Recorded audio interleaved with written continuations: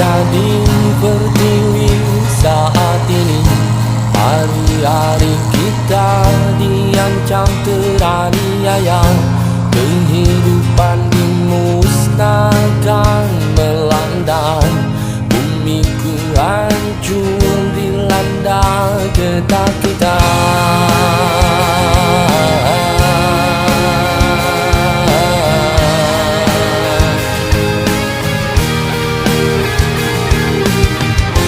Meskipun kau bertaruh nyawa dalam pusaran